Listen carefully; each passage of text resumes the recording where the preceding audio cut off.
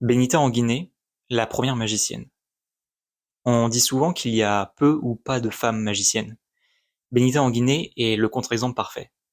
Née à Bordeaux en 1819, elle commence sa carrière très tôt, dès l'âge de 7 ans, en partageant la scène avec son père, Antoine, qui était lui aussi magicien.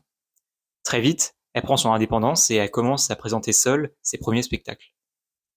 Après de nombreuses années de tournées et de succès, elle s'installe en 1856 pendant quelques temps au Pré-Catelan, un parc d'attractions situé dans le bois de Boulogne.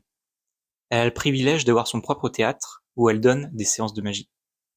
On connaît d'exceptionnelles photos de la scène du théâtre remplie de tous ces accessoires de magie. Mais quelques années plus tard, le théâtre ferme, et le parc aussi. Elle continue alors sa route vers la péninsule ibérique, où elle s'installe dans les années 1860. Elle y est chaleureusement accueillie, car Benita Anguinée a des origines espagnoles. Elle n'est pas simplement magicienne, elle est à la tête d'une véritable troupe familiale. Son père continue d'ailleurs de l'aider dans les coulisses, et son frère Octavio l'aide comme assistant sur scène. Elle parcourt alors différentes villes pour y présenter ses spectacles, et a un incroyable succès. La preuve, on connaît plein de gravures d'elle parues dans différents journaux d'époque, signe qu'elle était appréciée du public.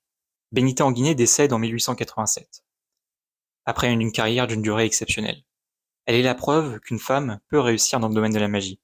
Si sa vie vous intéresse, Pierre Taillefer et moi-même avons écrit un livre de plus de 200 pages qui retrace toute sa vie, toute sa carrière, avec de très nombreux documents d'archives, des gravures, des lettres et des photos reproduits pour la toute première fois. Ce livre est disponible sur le site du Cabinet d'Illusions.